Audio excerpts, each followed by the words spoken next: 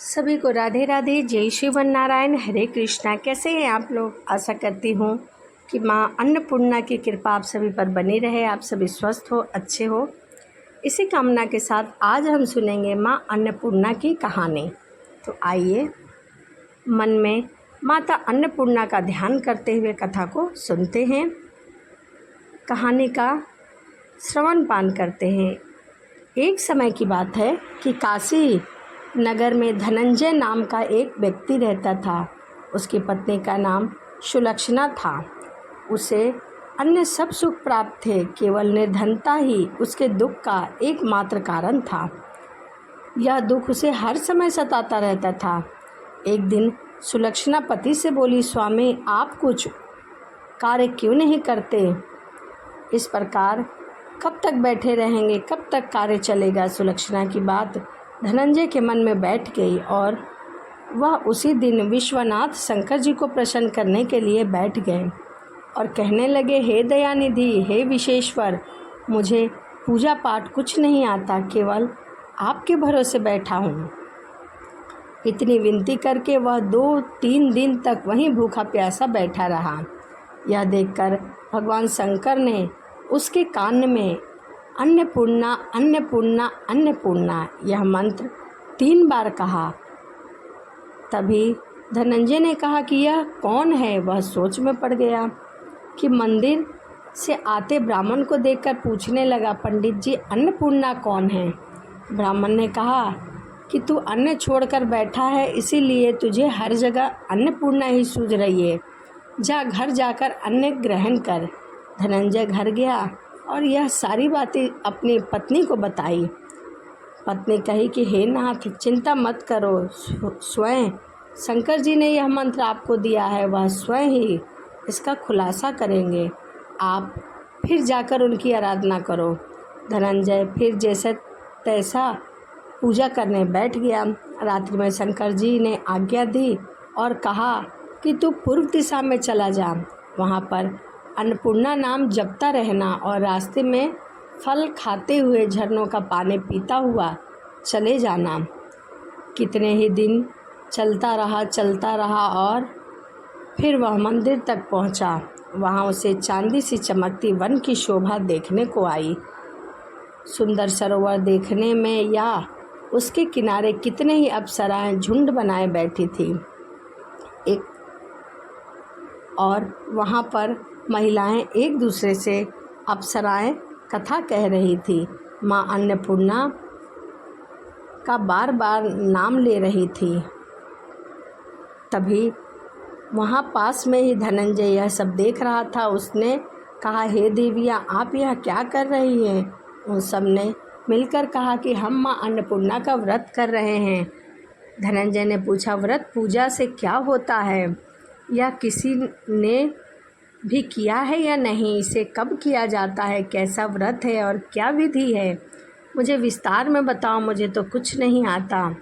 वह कहने लगे कि इस व्रत को सब कोई कर सकते हैं। 21 दिन तक 21 गांठ का सूत लेना चाहिए। 21 दिन यदि ना बने तो एक दिन उपवास कर ले। यह भी ना बने तो केवल कथा सुनकर प्रसाद ले निराहार रहकर कथा कहे।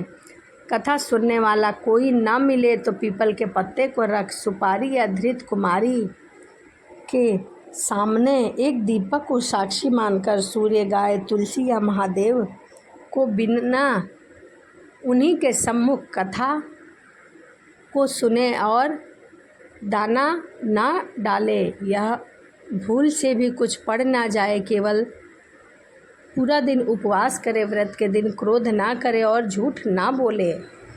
धनंजय बोला, इस व्रत के करने से क्या होगा? वह कहने लगी, इसके करने से अंधों को नेत्र मिल जाता है, लूल्हों को हाथ मिल जाता है, निर्धन को धन मिल जाता है, बांझे को संतान मिल जाता है, मूर्ख को विद्या मिल जाती है। जो जिस कामना से इस व्रत को करता है, माँ उसकी सभी इच्छाओं को पूर्ण करती है। तब वह कहने लगा कि हे बहन, मेरे पास भी धन नहीं है, विद्या नहीं है, कुछ भी नहीं है।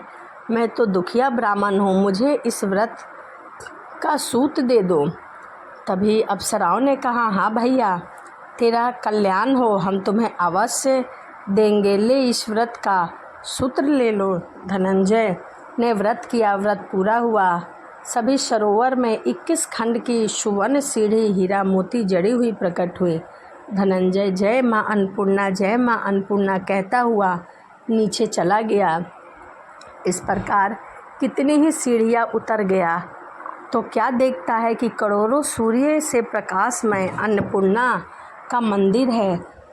उसके सामने सुवर्ण सिंहासन पर माता अन्नपूर्णा विराज है और उनके सामने भगवान शंकर भिक्षा मांग रहे हैं। देव कन्याएं चवर डुलाती हुई कितनी ही हथियार बांधे पहरा दे रहे हैं। धनंजय दौड़कर माँ जगदम्बा के चरणों में गिर गया। देवी उसके मन की सभी बातों को जान गई। धनंजय कहने लगा, माता आप तो अंतर्यामी हो, आपको अपनी दशा क्या बताऊं। माता बोली, मेरा व्रत किया है, जा संसार तेरा सत्कार करेगा।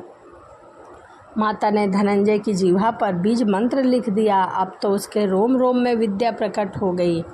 इतने में क्या देखता है कि वह काशी विश्वनाथ के मंदिर में खड़ा है।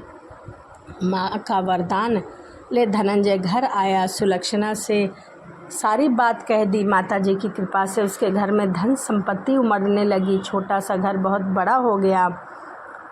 जैसे शहद के छत्ते में मधुमक्खियाँ जमा होती है, उसी प्रकार अनेक सगे संबंधी आकर उसकी बड़ाई करने लगे। कहने लगे, इतना सारा धन, इतना सुंदर घर, बस एक चीज़ की कमी है, संतान की। इस कमाई को कौन भोगेगा।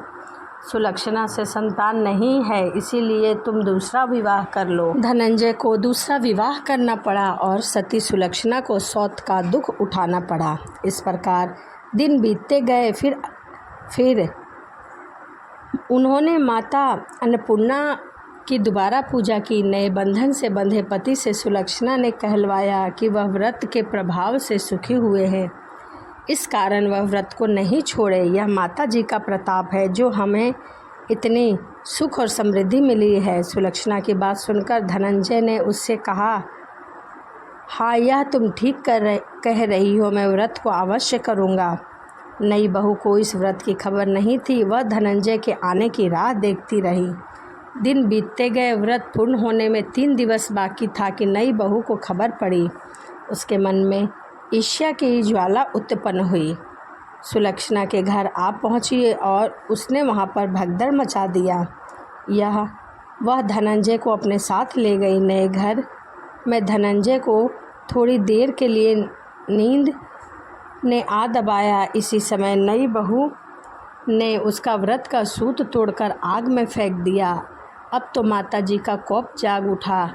घर में अपने आप आग लग गई। घर जलकर राख हो गया। सुलक्षणा जान गई कि पति को वह घर ले गई। नई बहू रूठ कर पिता के घर चली गई।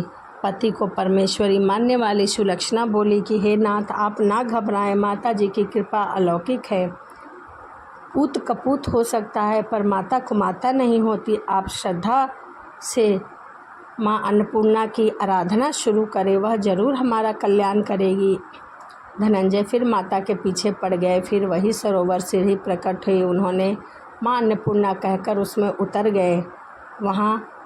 जहाँ पर माता जी के चरणों में रुदन करने लगे। जाकर माता प्रसन्न होकर बोली, यह मेरी स्वर्ण की मूर्ति ले, इसकी पूजा करना, तू सदैव सुखी रहेगा। जा, मेरा आशीर्वाद है। तेरी स्त्री सुलक्षणा ने श्रद्धा से मेरा व्रत किया है, मैंने उसे पुत्र रत्न की प्राप्ति दी है।